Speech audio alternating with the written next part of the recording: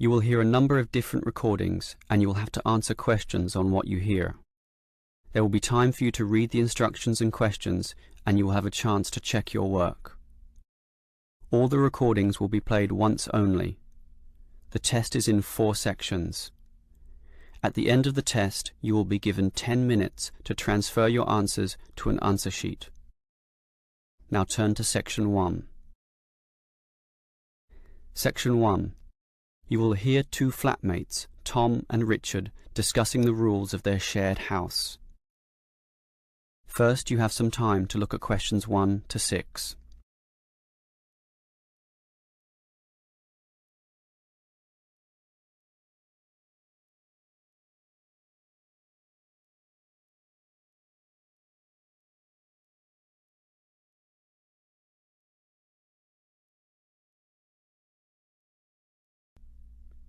Now we shall begin.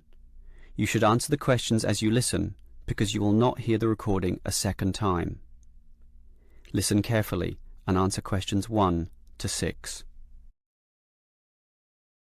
Richard, as we discussed before with this extra bedroom in the house, we should advertise for another tenant, but I think we've got to establish rules this time. We already have 2 rules about the rent money. Remember? We pay on the 5th and expect full payment with no excuses. Sure, but I mean additional rules apart from those 2. Okay, there's certainly no harm in that. Remember the problems we've had with people in the past. I think we should learn from those bad experiences. You may have a point there. For example, you know that I like cooking, so I can propose a kitchen rule straight away. Every tenant must clean after use. We shouldn't allow what happened last time. You mean that guy who left all his dirty dishes piling up and food on the floor? Clean after use. We should write that down. I'm happy with that. And not only clean, but they also have to tidy up. We can't have them cluttering up our very small kitchen counter. I'm with you there. That will make life far more manageable. So, tidy up is our second cooking rule, let's say. And now, can I tell you what really annoys me? Sure. Dirty tenants. Those who just allow dirt and dust to build up around the house and don't care less. We've got to have a strict rule prohibiting that. What about a cleaning roster? We can make a list of everything that we expect to be done. Carpets vacuumed, furniture dusted, toilet cleaned, and so on. And everyone is required to take turns. First my turn, then your turn, then the third tenant's turn. This spreads the load, so we can keep the apartment very clean. I'm happy with that.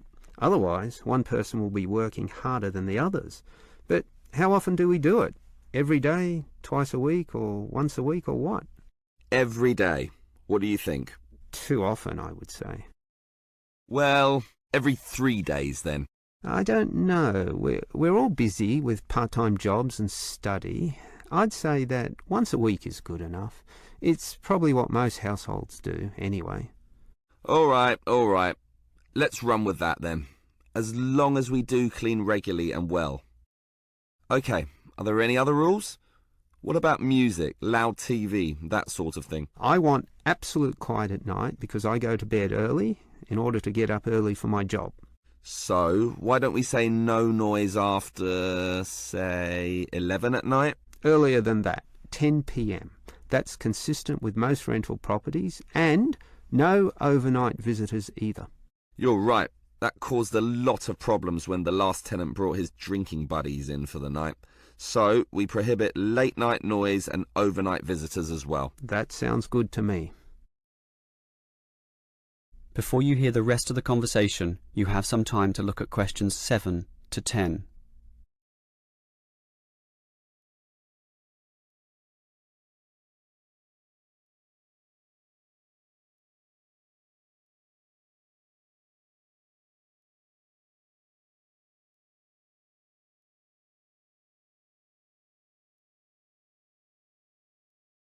Now listen and answer questions 7 to 10.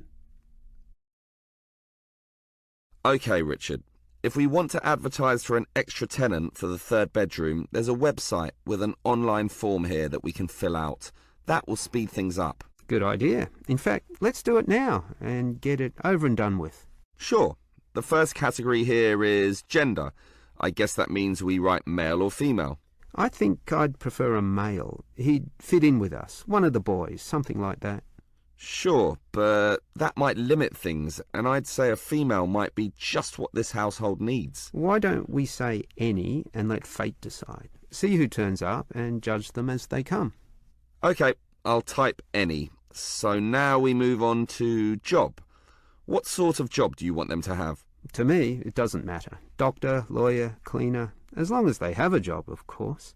Unemployed tenants can be a problem. Just type in must have. You mean a job? Yes. Must. Okay, that's done. Now, how much should we ask them to pay? $180 would be about 1/3 of the total rent. I'm doing the maths now with a calculator. The figure would be closer to $173.50. Well, let's round that up to the nearest 5. I'll type in $175 and we can share the extra $1.50. Done. Now, finally, when can we let the new tenant move in? Immediately, I'd say. The sooner the better. Type in immediately. But I'm busy this week with my job, so I'm not in the mood to interview tenants right now. And anyway, we've had just you and me for so long, what does another couple of weeks matter? So, when would you like the tenant to move in then? 1 week from now? Beginning of the month, March 1st? Later. Give it another 4 days at least. March the 5th is better for me. Okay, I'll type that in. It should be fine. Any later than March the 8th and I'll be too busy with my exams. And that's about it. That is the end of section 1. You now have half a minute to check your answers.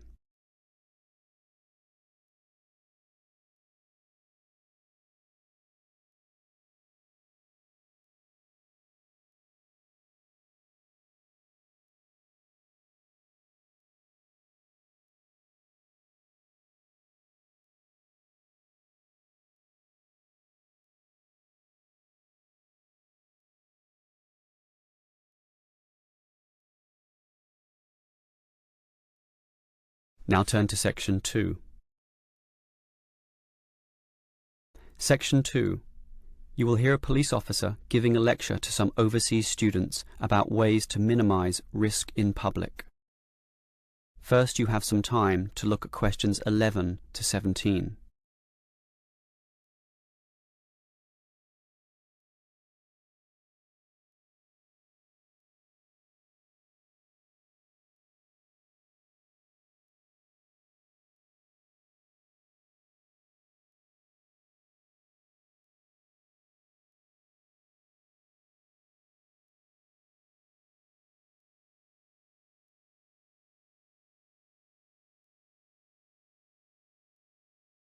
Now listen carefully and answer questions 11 to 17. Hello, everyone. As new students, having just arrived, it is important that you are conversant with some of the aspects of living safely here. Let me immediately say that, in contrast to the high crime rate in other cities, ours is very low. Nevertheless, there is some advice that would be considered prudent in even the safest of places. It is therefore in your interest to look at this map of the city and familiarise yourself with its areas, some of which may not be as safe as others, particularly at night. A little research now in this respect will obviously help you a great deal. For this reason, we have provided a variety of brochures and information leaflets which we encourage you to take and read. In addition, you should talk to people you know, to your homestay parents and teachers, and get a feel for the situation both in the neighbourhood where you live and the city at large. Now, you should know about the police presence in this city. There are local police stations in every suburb, but not all of these are open 24 hours a day. For that, you need a main station, of which there are many, and you should familiarise yourself as to the location of the one nearest to you. Moving on, many of you might like to go out at night. So you should also familiarise yourself with the public transport system. It could put you at risk if you are wandering around lost in the late hours of the night, particularly if you are a woman. Our city has a fairly good public transportation system, but not all of it operates necessarily to late hours. For this reason, you can avail yourself of the special late-night buses known as night birds, which operate along most major routes. Again, collect one of the brochures on the table here for the night bird timetables. Finally, if you do feel there is an emergency, you can dial 000. However, this does not take you through to a police station, but rather an operator.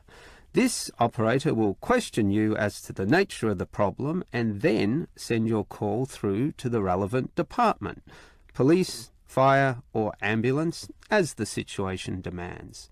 This may take up valuable time, and for this reason we suggest that you find the emergency number of the nearest main station to where you live.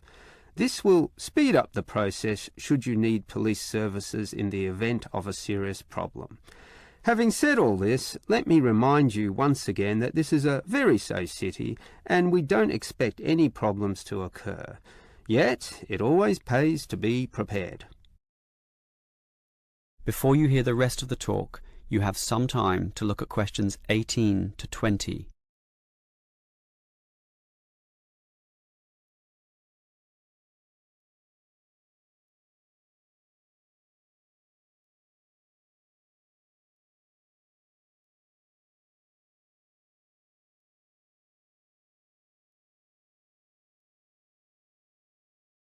Now listen and answer questions 18 to 20.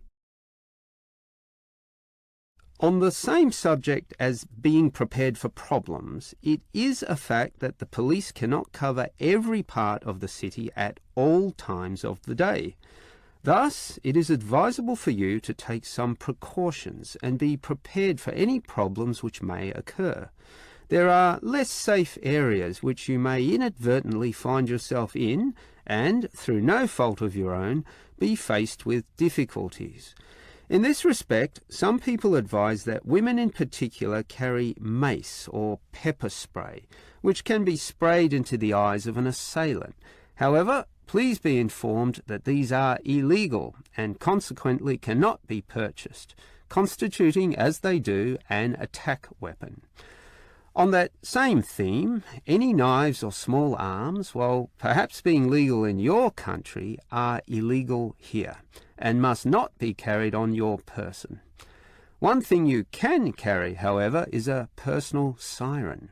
In the advent of a problem, you just push a button and the siren will sound loudly, drawing such attention that any assailant almost invariably flees immediately from the scene.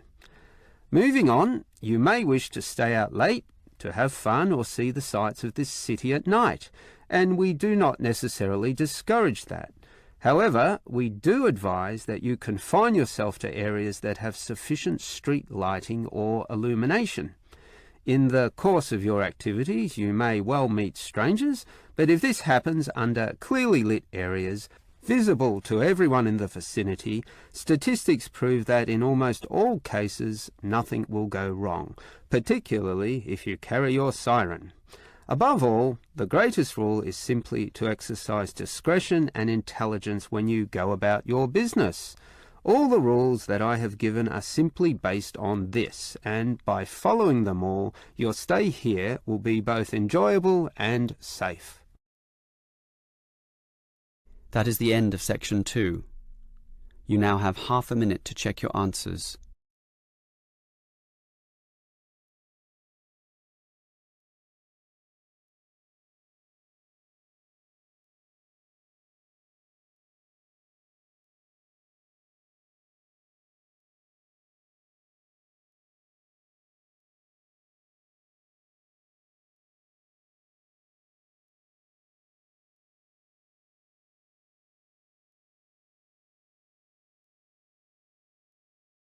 Now turn to section 3. Section 3. You will hear two students, Frank and Nicole, discussing their survey results. First, you have some time to look at questions 21 to 25.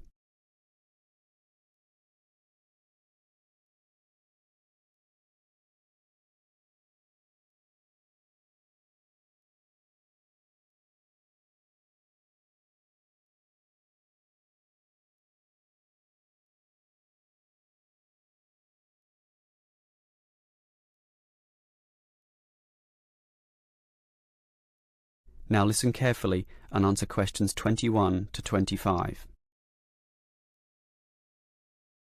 OK, Nicole. Did you interview the required 50 people? Yes, I have them all here. I had intended to talk to over 50 actually, but I could only talk to 46 in the end, all students from the university. It should be fine for our purposes, and it was interesting actually to hear what they said. I was hoping for 50 to make a round number. Better for statistical purposes, but 46 should be OK. I think so. What was interesting was that many of them were not happy with the staff here. Really? What proportion? Well, 1/4 of them said the staff were OK, and another 10% said they were good, which together makes about 1/3. So basically the rest of the people I interviewed weren't happy in this respect. So, what was the main cause of complaint? Well, it's rather mixed. A lot of the foreign students complained about the homestay accommodation and the attitude of the homestay officers when dealing with these issues. Most of the foreign students said this actually, but the bulk of the mainstream students had concerns with the attitude of the teachers. It seems they feel the teachers don't care enough, and facilities weren't that important, relatively speaking. I think the teachers here are OK. Don't you think so, Nicole? Personally, I'd say most of them are fine. But obviously there are a few I'd say need to improve in their commitment to helping students. Oh, not many though. Only about 10% maybe. More, I'd say. At least 1/3. Wow, Nicole, that's a bit harsh. That many? I'd say 90% of the teachers here are fine. I think I definitely disagree there. Well, whatever the case, the university seems to have some problems. Who should we inform about these findings? The course convener. He runs our programme. Yeah, just a small programme. These problems are serious and university-wide. I think we should talk to the assistant dean at least. Come on. We're just a couple of students. We can't go that high. It's like some cleaners wanting to talk to the CEO. We've got to follow the chain of command and start at the bottom. OK, the course convener it is. Before you hear the rest of the conversation, you have some time to look at questions 26 to 30.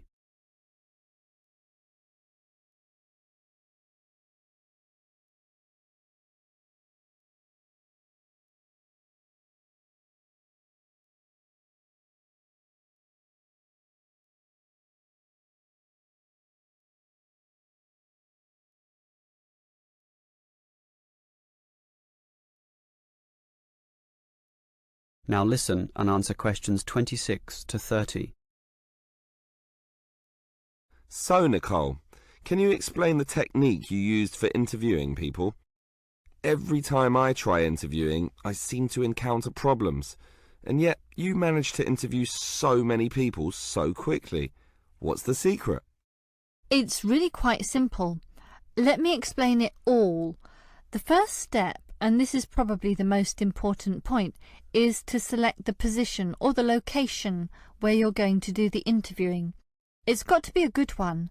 For me, it was the university cafeteria at lunchtime, where people would be relaxed, have time, be sitting down, and be more willing to speak. Ah, clever. But that leads to the next point. Everyone's in a hurry these days, so you've got to immediately confirm that they can in fact spare some moments to answer your questions. There's no point starting and then having them rush off in the middle of the interview. It just ruins everything. Yeah, that's happened to me a few times actually. And then it's equally important to carefully outline why you want to talk to them in the first place. Some people might think you're a salesman or a busybody or some nutcase from a religious cult. They have to know the purpose and trust you. Now, part of that trust involves guaranteeing that the information will be kept in total confidence. And for that reason, I show how we don't take down names or any personal data. After that, you're ready to begin, but sometimes they're not won over or not ready to give you the time, in which case you remind them about how their information can actually improve life for all students, and that they are actually serving the purposes of everyone by cooperating. Right. Make it seem like a noble cause. It is, in a way, but the last step is not so noble at all.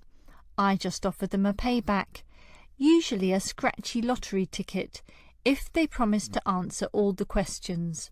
Everyone dreams of scratching one of those tickets and winning $1 million, so that makes them do everything you want. Aha, very clever. That is the end of section 3. You now have half a minute to check your answers.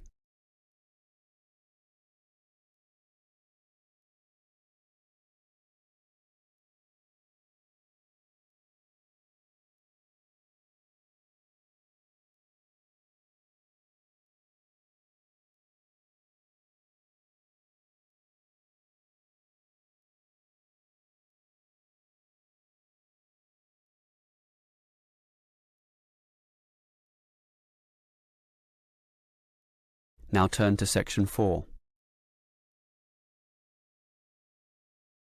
Section 4. You will hear a lecturer discussing human resource management. First, you have some time to look at questions 31 to 33.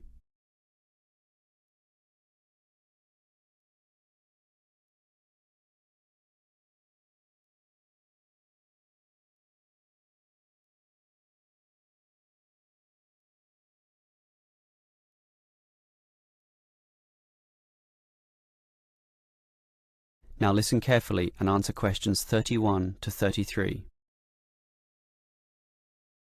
Obviously, the people who work in companies need to be managed. Pay must be added up, hours clocked, and leave tallied. This is known as hard human resource management, or hard HRM. This is because it is based on hard numbers, facts and rules. That is, an impersonal, calculative aspect. And again, there must be such an outlook, with all its paper-based systems, in order to carry out company tasks. But if there's a hard, there must be a soft. And it is this soft element of HRM that I'd like to consider now. Historically, it took a long while before the importance of this soft element was realized. For example, in Henry Ford's car-making factories, workers were regarded as unthinking tools who would mindlessly repeat the same task for 8 hours a day. This attitude worked for a while. However, the Ford Motor Company faced the growing challenges of huge turnover, lack of motivation, declining quality of their product, and labor disputes. It eventually became clear that the original ethos about workers was wrong. It needed to take their human needs more into account.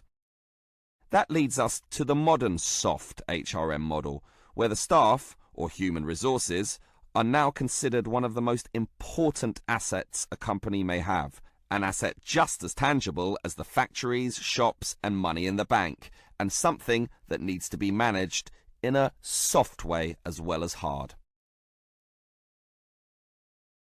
Before you hear the rest of the lecture, you have some time to look at questions 34 to 40.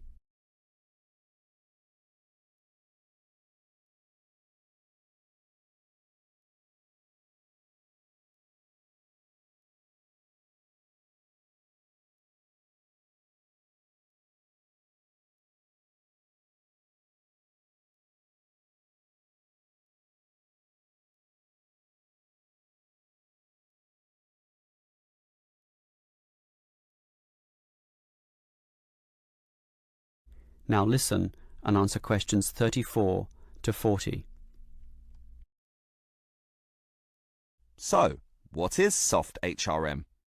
It basically involves 3 elements. One is motivating your staff. The second is making sure they stay with your company, that is, reducing turnover. And remember, turnover costs money, diverts resources, disturbs the system, and you may be losing a lot of experience there in just one staff member. The third element is using the staff in the best way, in a way that gets the most out of them. All of these elements are closely related and sometimes overlap, but are still distinct enough to be considered separately. Now, let's talk about motivation first. Obviously, people will work harder if they feel good about being where they are. This means the company should let people know that they are significant, and you do that by emphasizing the higher purpose their job serves in society as a whole. And this sense of higher purpose will drive people onwards. So, for example, if the company makes paper, have a motivation session, letting them all understand the importance of paper to modern society, and it is important. Basically, everything is important when you think about it, so make this fact clear to all. As for keeping staff, well, that also comes from motivation. But do you know the number one reason why people leave jobs? The answer? Because they don't feel appreciated. So, you need to make sure that they have this feeling. How? At its simplest, the boss can say thank you to the staff. You can remember their birthdays, bring out a cake, celebrate milestones, take them to a restaurant once in a while, and say thank you again. But more importantly, mean it sincerely. If this is going to work, sincerity is very important here. Well, we've motivated the staff and retained them with the company, so now we've got to use them optimally. This is often done by getting them to participate more in the key decisions. This has two advantages. One, the employees feel more in control of their destinies, helping again with motivation and retention. And two, the company tends to make better decisions. Remember, often it is the people closest to the customer who can really tell you the very best things about what works and what doesn't. The modern organization realizes that insight, knowledge, and clever innovation can come from anyone in the company, no matter how close or far from the decision-making process they may be. That is the end of section 4. You now have half a minute to check your answers.